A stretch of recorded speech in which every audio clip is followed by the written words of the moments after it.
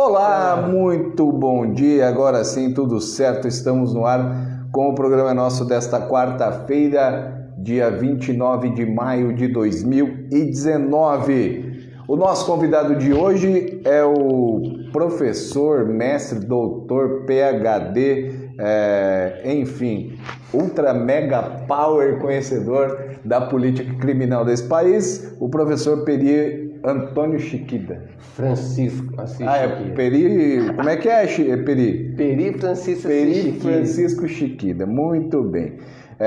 Prazeraço te receber aqui. Prazer todo meu, Márcio, e nossos Jéssica e os nossos ouvintes e telespectadores de modo geral.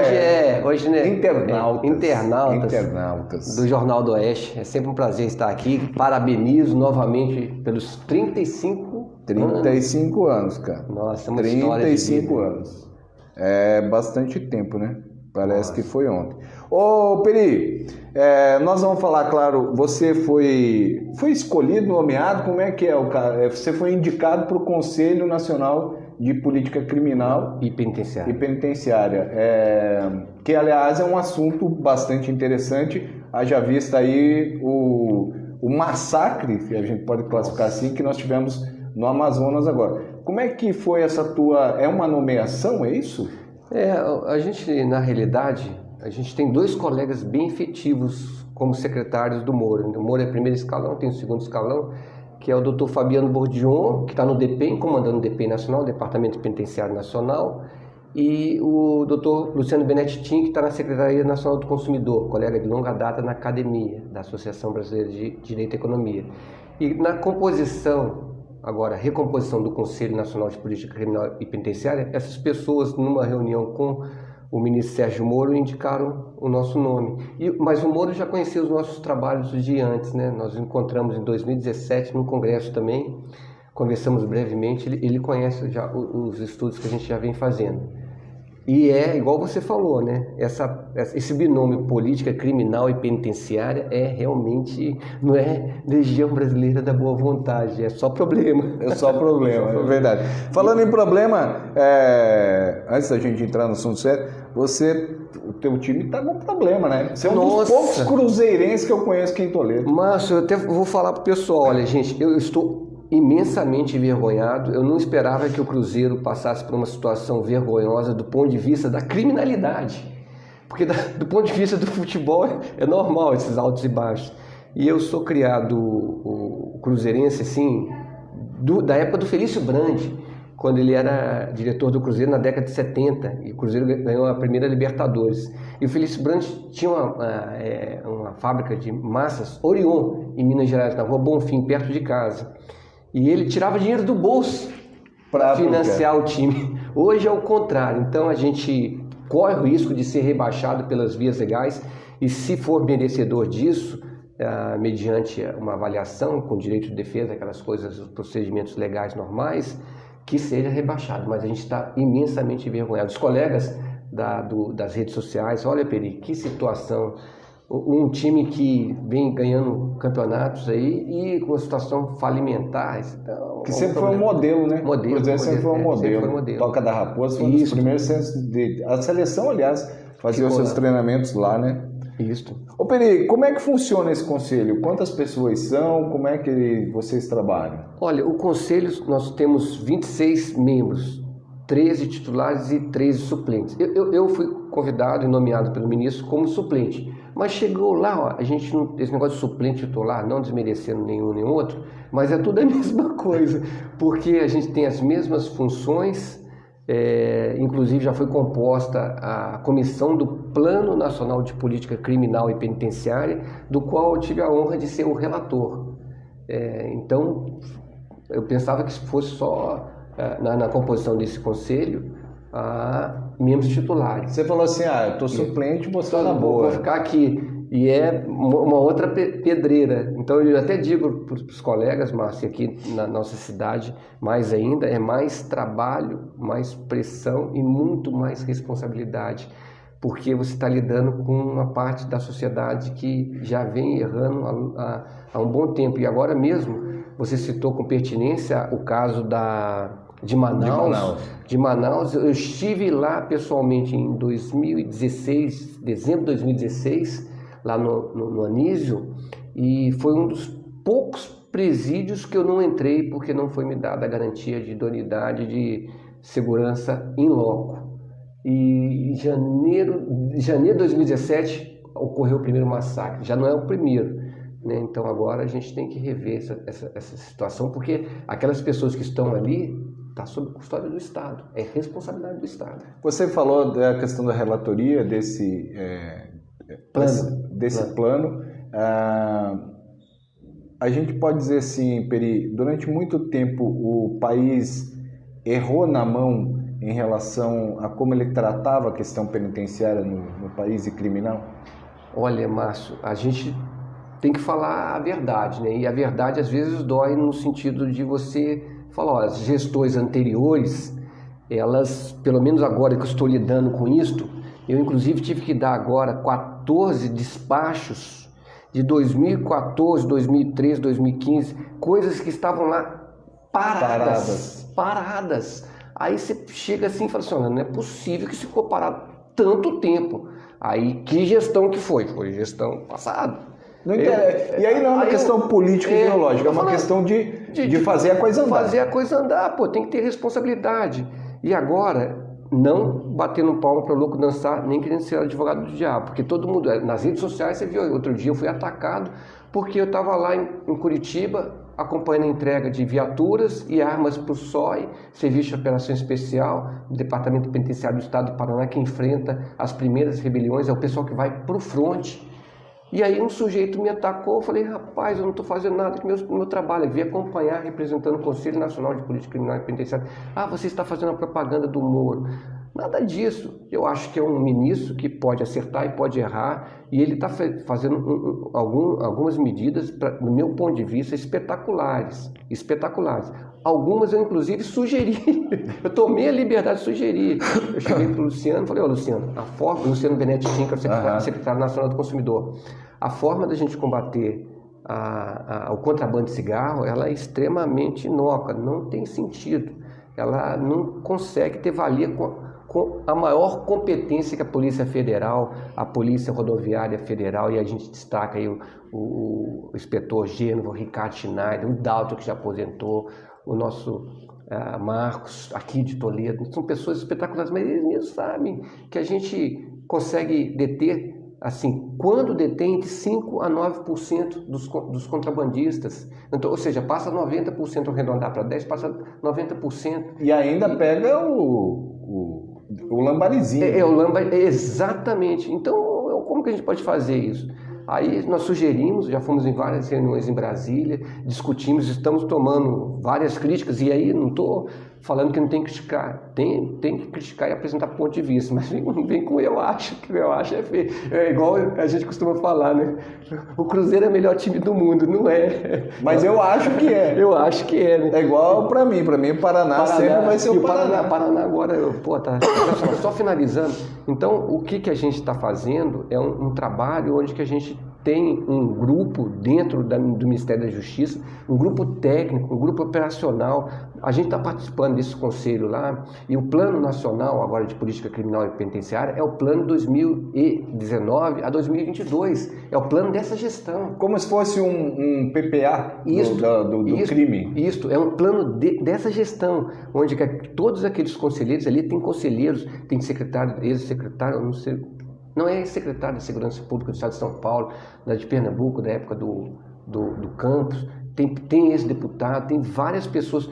O pessoal, a folha corrida daqueles membros do conselho é 20, 30 anos de atuação na área. Quer dizer, são pessoas com experiência que têm conhecimento para falar.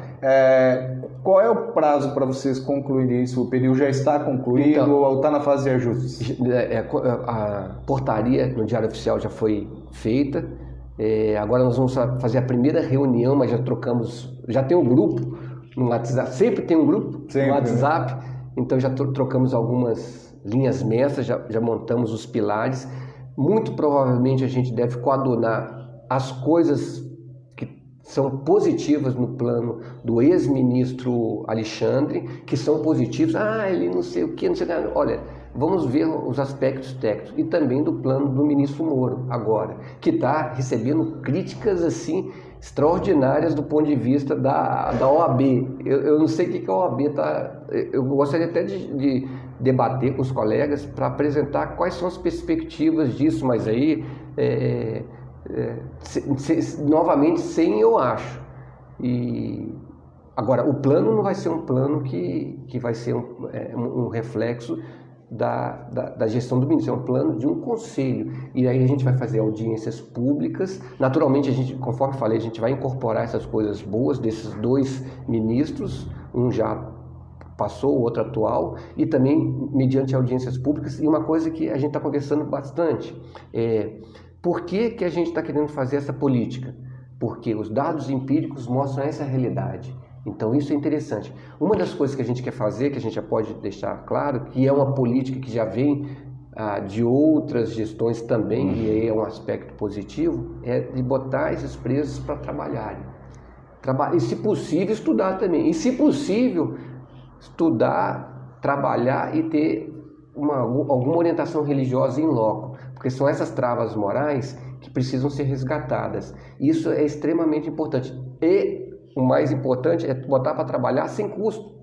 Aí vai entrar o quê, Peri? Tipo uma parceria público-privada? Mais ou menos é essa a ideia. É essa a ideia. E aí a gente coloca isso, a gente já começa a conversar isso aí já vem alguns colegas e falam assim, mas isso, ele tem que estar lá para pagar a penitência, ele não pode trabalhar, é trabalho escravo. Não, tem a legalidade, tem a lei da execução penal que vai arregimentar isso e vai colocar exatamente os pontos que devem ser cumpridos dentro dessa legalidade. Há possibilidade de privatização de presídios? Então, isso é um assunto também importante. Agora, me perguntaram isso. Aí eu fiz a pesquisa ao longo dos anos para os presos. Então, 60% dos presos falam que o serviço público é melhor para ser gerido dentro do sistema penitenciário. E 40% fala que aceitaria o sistema privado, mas alguns não têm experiência de tal. Então, mediante isto, se a gente, de repente, vai fazer uma política de privatização do sistema penitenciário nacional, e essas pessoas hoje, em organizações criminosas, resolvem fazer uma manifestação e rebeliões internas, a gente não aguenta 2 dias. Então tem que pensar muito. Agora, por que a gente apresenta isso? A riqueza do dado empírico. E eles falam por que eles não querem o setor privado e por que eles querem o setor público. Então, ainda com toda a precariedade do setor privado, que a gente tem que... setor público, a gente tem que reconhecer que o sistema penitenciário nacional está problemático. Mas ainda assim, os presos acham que esse seria o melhor sistema. O que aconteceu lá em Manaus, por exemplo, se não me engano, a empresa é Harmonizare, uma coisa assim. É um italiano com latim buscando esse radical harmonia, né? Mas lá não está tendo harmonia. Não está tendo harmonia. E quando eu fui lá, eu falei para o agente penitenciário, falei, vamos lá que eu tenho que aplicar o questionário. A pessoa daqui para lá eu não passo. Mas como isso? Eu falei, então chama lá, pessoal. Então ficou um bloqueio para a gente fazer o trabalho. Em compensação, no presídio central de Porto Alegre, tem quase 5.000 detentos que a brigada segura lá. Se não é a brigada, se não é o poder público nacional, e ali é brigada, não é nem departamento penitenciário nacional, mas poderia ser, sem problema nenhum. Eles seguram 5.000 presos lá e várias organizações lá. Peri, nós estamos falando, claro, muito mais de presídios, mas a questão de segurança, de criminalidade, ela é muito mais ampla. Quais são os pontos principais que vocês pretendem mexer nesse novo plano? Olha, Márcio, isso aí isso é uma coisa bem importante, né? O crime, o criminoso, né? Ele tem uma equação na cabeça dele que é o seguinte, ele, na hora que ele vai fazer a sua atividade criminal do ponto de vista econômico, tem o criminoso violento, o homicida, esse é um outro aspecto que a gente também vai analisar e vai propor políticas lá. E também a gente vai inventar a roda, porque tem muitas coisas que já estão sendo implementadas e algumas com relativo sucesso. Aqui mesmo em Toledo a gente tem uma perspectiva dessa inovação. Para a ressocialização, que inclusive esse uma coisa interessante. Outro dia eu estava conversando com um expert da área, ele falou assim, como você vai ressocializar uma pessoa que não socializou? Eu acho melhor você colocar a palavra integração. Que é a questão da APAC. Exatamente. Mas olha só, então a pessoa vai fazer o crime. Então a utilidade dele, ele mensura o seguinte, ó, a probabilidade de ser preso.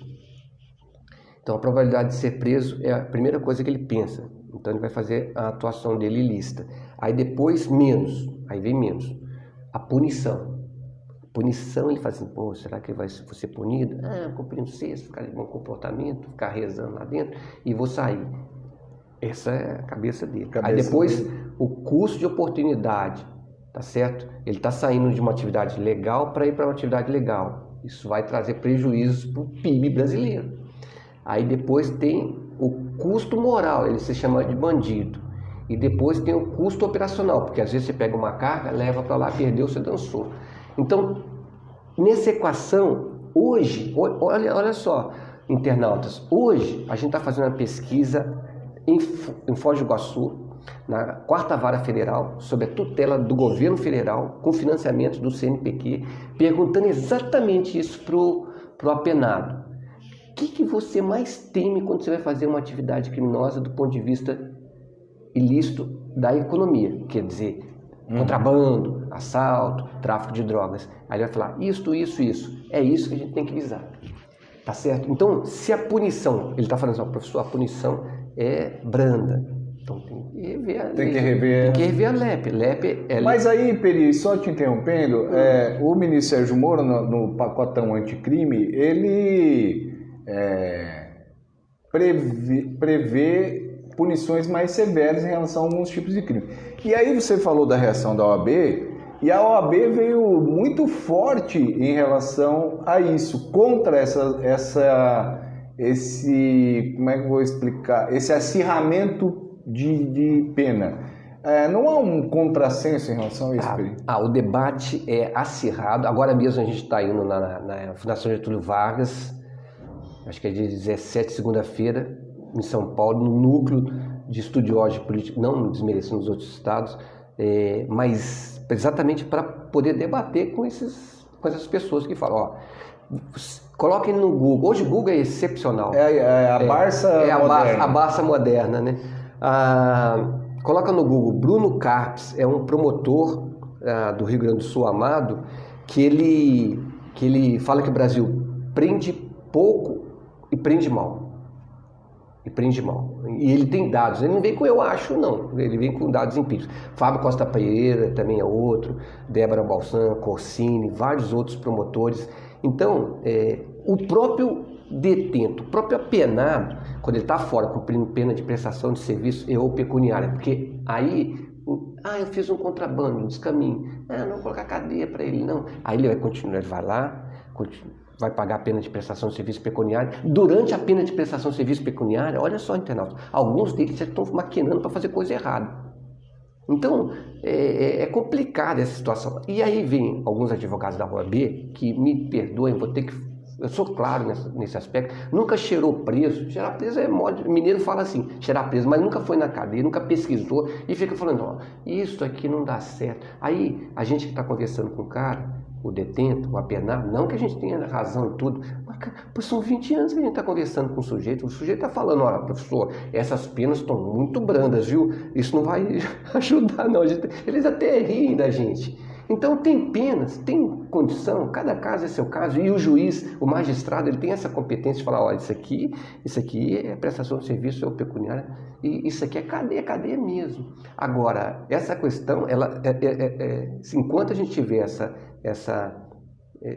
passar a mão na cabeça de um criminoso, de um apenado, por conta de alguns princípios ideológicos, aí é complicado. Aí é muito complicado. A questão penal tem que ser mais técnica e menos política.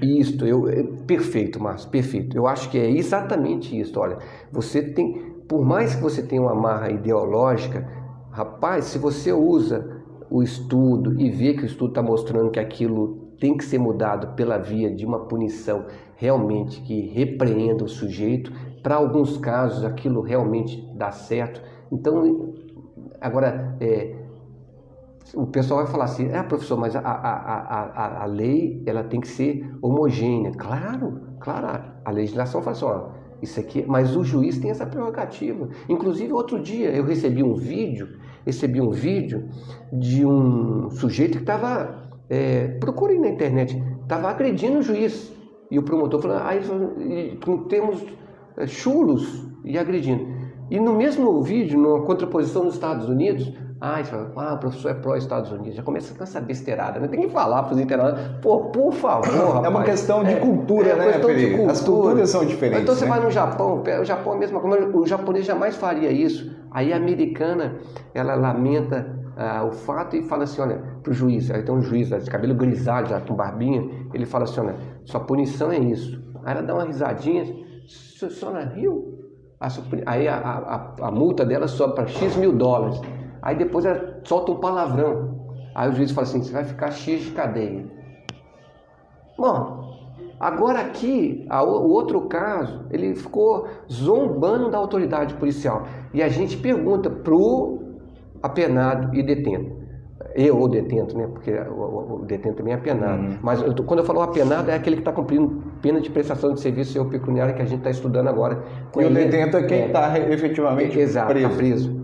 Com a Helena Níquel, advogada aqui.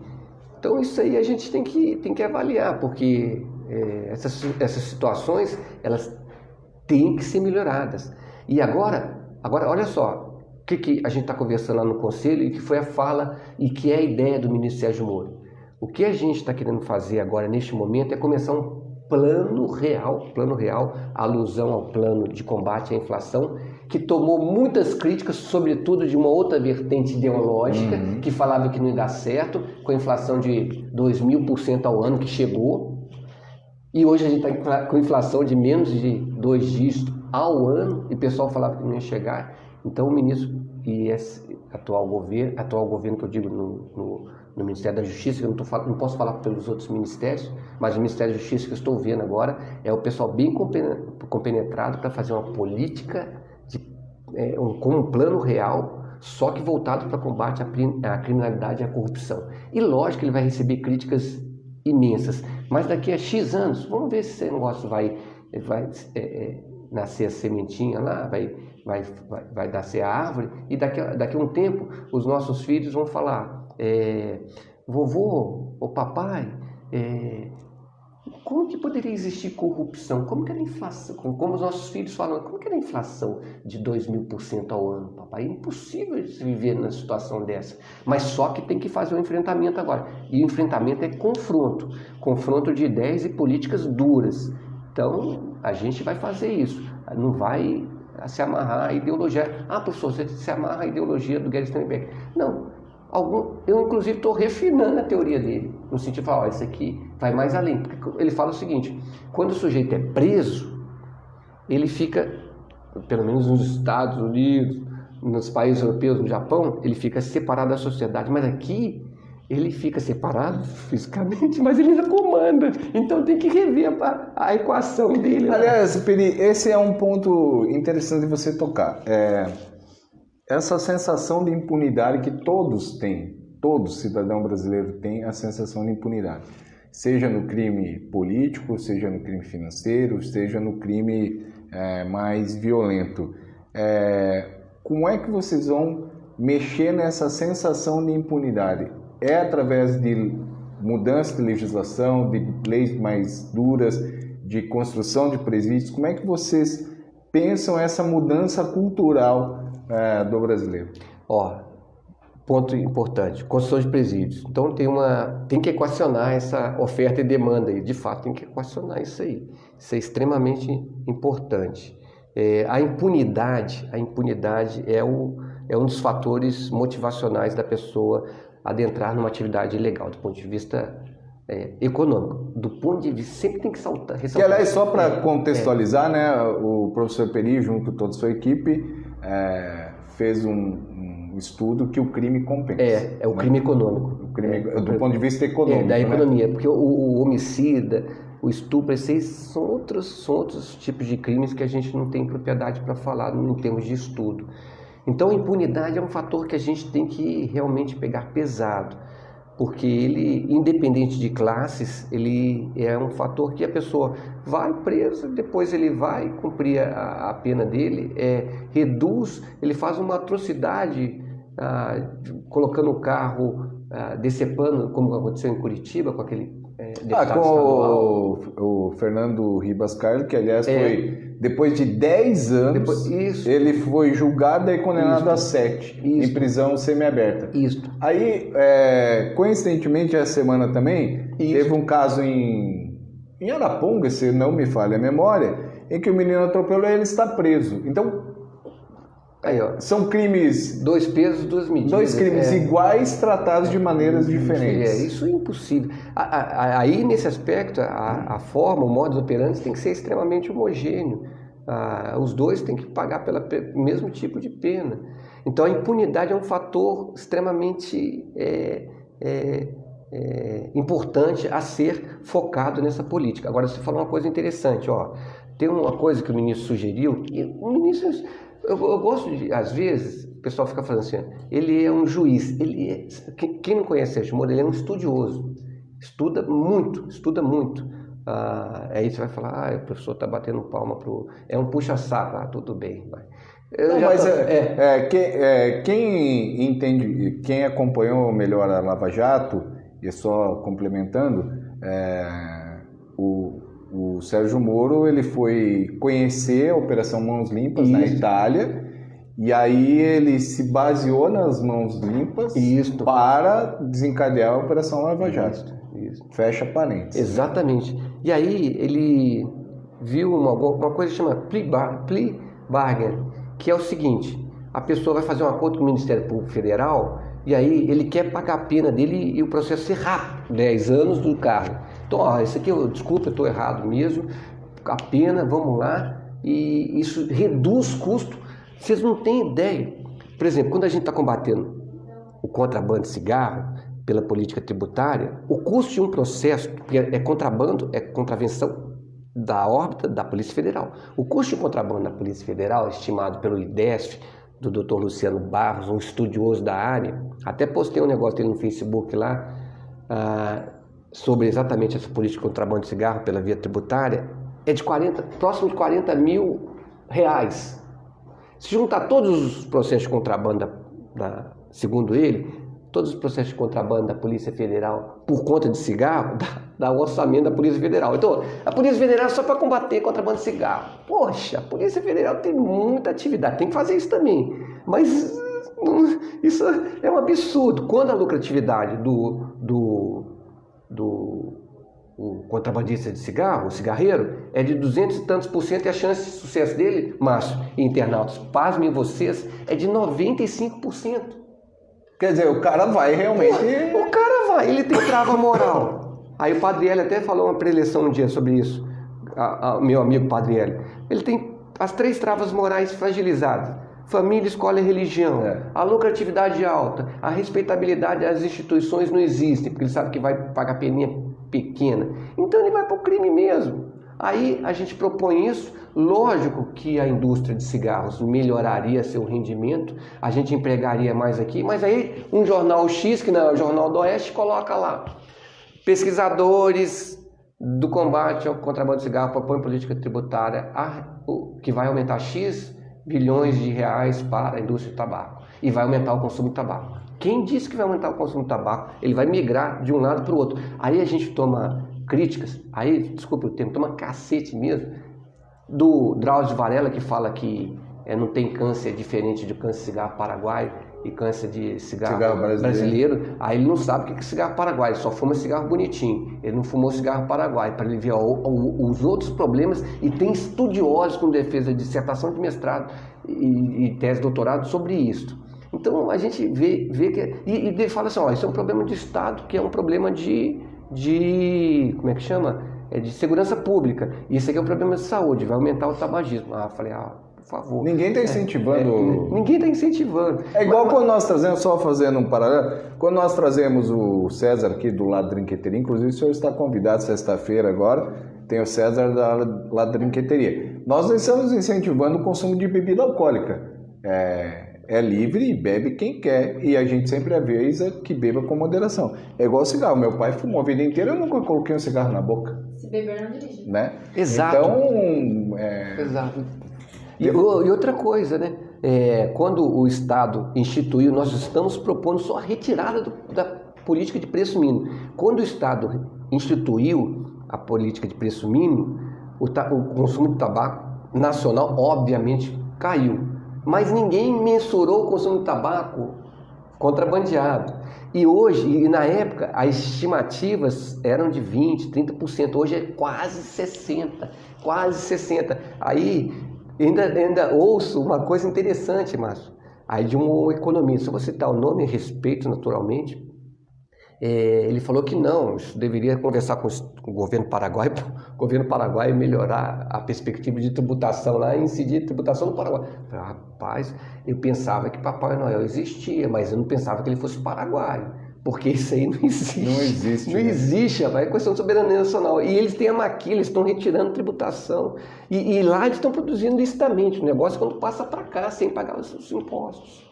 Então é muito complicado no internautas, mas é isso aí, é plano real de combate à criminalidade e à corrupção, e a gente não vai esmorecer, vamos lutar por um Brasil mais justo e perfeito. Peli, nesse sentido, você falou muito questão de críticas. Vocês estão preparados para resistir a essas críticas? Ou nós vamos ter que fazer igual a reforma da Previdência, abre mão aqui, ajeita ali, contorna colar? Eu estou agora conhecendo os conselheiros, eu fico até feliz, muito honrado. Outro dia eu estava vendo aqui no nosso grupo exatamente uma opinião sobre o que aconteceu em Manaus. E eu sou mineiro, mas aqui, é igual outro dia saiu no Jornal do Oeste, né? Professor toledano. Para nós você é toledano. Toledano agora. Aliás, como eu também, eu sou curitibano de nascimento, mas toledano de coração. Nossa, Toledo é minha cidade. Mas eu sempre cantei Milton Nascimento. E Milton Nascimento fala assim, numa canção lá. Nada a temer se não correr. A minha voz é horrível, né? Da luta, né? Ainda bem que você foi para estudar, né? Ainda bem que como cantor você é um excelente professor. Então, nada a temer se não correr da luta. Olha, dificilmente as pessoas vão ver. Eu já fui convidado para 2 audiências públicas, uma no Senado e uma na Câmara de Deputados, sobre a questão da segurança. A gente vai para essas relatorias, muito provavelmente a OAB vai nos chamar para a gente ver a apresentação do nosso plano. O debate deve ser acalorado, evidentemente, desde que exista aquela tríade, limite não é censura, bom senso não é burrice, respeito não é repressão, e imperar o diálogo, a gente vai para debater mesmo. E vamos ver o que vai dar. Agora, eu acho que um plano que vai mudar a realidade da política criminal e penitenciária no Brasil, e aí inclui a corrupção, ele não vai passar ileso por mares bem tranquilos, vão ser mares revoltos, e é aí que a gente vai ver quem que é marinheiro mesmo. Só lembrando, por exemplo, a gente está vendo lavagem de dinheiro. Lavagem de dinheiro, aí tem os conselheiros lá, falam assim, gente, lavagem de dinheiro, tem um técnico do Banco Central do Brasil, que é um estudioso, ele é doutor nisso, doutor mesmo, ele viaja o mundo fazendo palestras, menos aqui no Brasil. No Brasil ninguém dá bola para ele. Vamos chamar o Dr. Mauro Salvo, um cara que é especializado nisso. Vamos ver qual que é a política que é lavar dinheiro, como é que a gente pode fazer para ver a eficácia disso aí, que já está ocorrendo, mas pode melhorar ainda mais. Então tudo quando puder ter a aderência da riqueza empírica, parar com eu acho, aí a coisa fica bem legal. A ciência tem que estar nesse aspecto, né? Tem que estar bem relacionada com essas políticas públicas, porque senão você vai fazer um plano teoricamente importante, mas que empiricamente na prática não vai funcionar. Não vai funcionar. Né? Só um detalhe, com todo respeito, aí a gente tem que, como relator, ver os planos anteriores, dos quadriênios anteriores. Aí, leiam o plano, vejam lá o plano do último governo. É brincadeira o plano daquele lá. Daí a gente entende porque o país está na situação que está? Não, tem outras variáveis, né? Não só isto, mas eu priorizaria no plano um choque imediato de política pública para esse combate e equacionar essa questão Porque essas rebeliões já vêm acontecendo há muito tempo. É igual o ministro falou na televisão. E eu estou acompanhando todas as reportagens dele, até porque estava relacionado com o cigarro, claro, que eu fui a mola propulsora desse negócio. Eu e o Matheus Nicola e o Mário Margarida, autores do artigo. Coloca lá Perichiquida Contrabando que vocês vão ver. Contrabando de cigarro. Contrabando de cigarro. Mas deixa eu te falar, aí essa questão até esqueci, mas deixa eu voltar. Você estava falando do que acompanhou essa entrevista? Da entrevista. Olha só como é que a gente está aí, viu, internauta? Aí o pessoal falou assim, mas isso aí... Aí o Moro falou, mas isso aí nós estamos pegando o governo agora. Aí depois, teve uma pergunta sobre Ceará. Aí o Ceará... Aí ele falou assim, olha, não é porque a gente está pegando o governo agora, mas foi resolvido o nosso governo.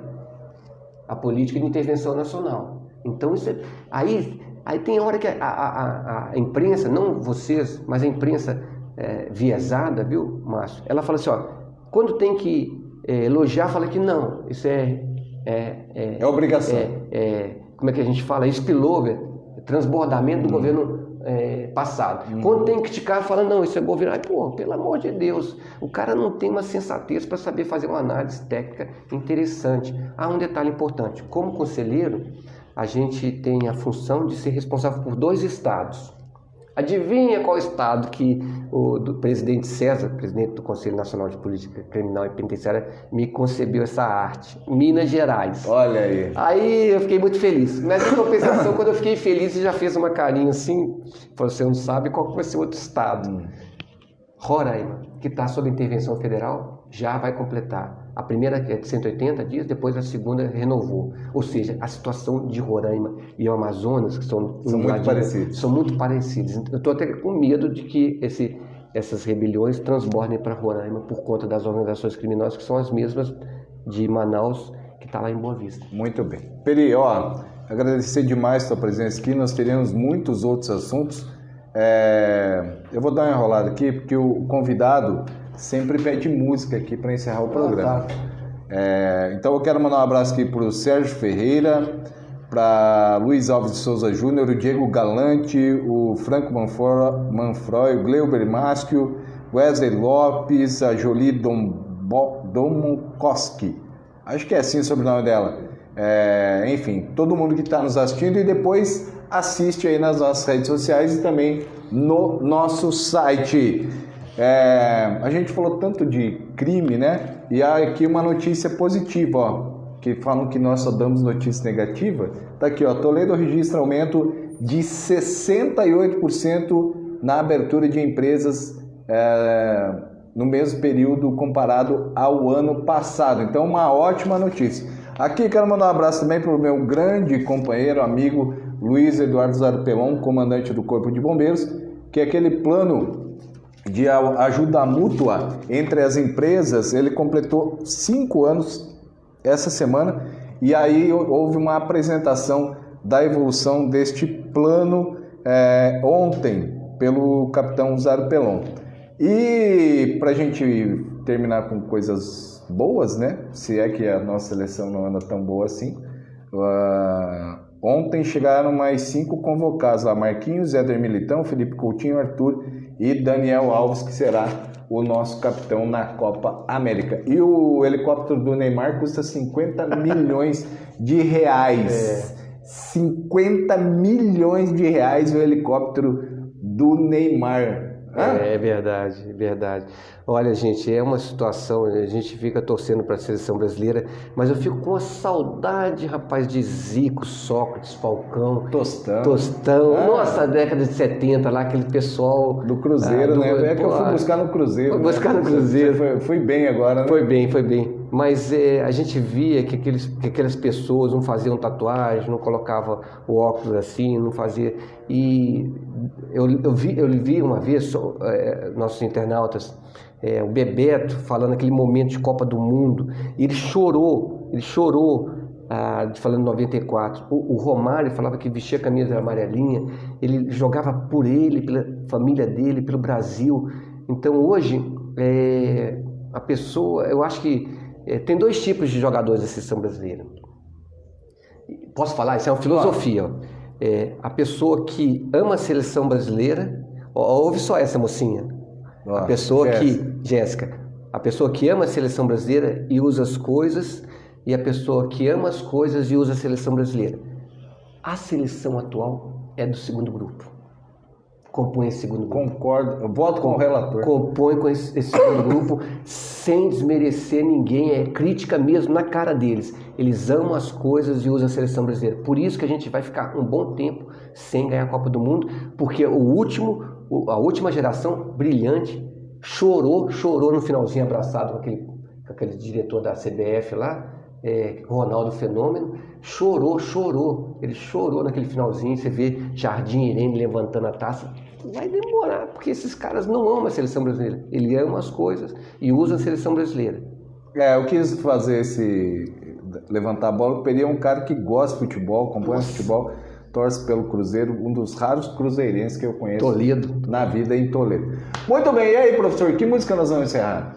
A música? Claro, eu tô aqui enrolando só pra você pensar na música. Pediu a música. Não precisa lembrar do nome, pede o cantor que... A Jéssica é a nossa DJ do mês. Essa música do Milton Nascimento mesmo é Nada a temer se não correr da luta, é formidável. Eu imaginei que fosse terminar com Milton Nascimento. Amanhã nós teremos a presença aqui no programa nosso do secretário da Cultura, Edmilson dos Santos. Nós vamos falar sobre o festim gospel, reforma do teatro, enfim, vários assuntos aí que dominam a cultura. Na sexta-feira nós teremos o César com os drinks não alcoólicos dessa vez, tá? E Los Mendigos Coronésios. Los Mendigos Coronésios é a banda da sexta, que aqui o programa de sexta-feira é super especial. Muito bem, achou aí, Jéssica? Acho que achei. É Caçador de Mim. Será que é essa? Essa mesmo, é exatamente essa. Eu, caçador. Exatamente. Eu também, como cantor, sou um ótimo jornalista. Isso. Muito bem. Peraí, prazeraço mesmo te receber aqui. Gosto muito de ser macho. Força aí nessa caminhada, né? Nessa luta, que é uma luta realmente. E ao som de Milton Nascimento, nós vamos encerrando o programa nosso desta quarta-feira. Lembrando que amanhã, a partir das 10 horas, você se liga nas redes sociais. Não esqueça de ativar as suas notificações. E, claro, acompanhe a versão impressa também no nosso site. Curta, compartilhe, acesse o nosso site. Um beijo a todos, ótima quarta-feira.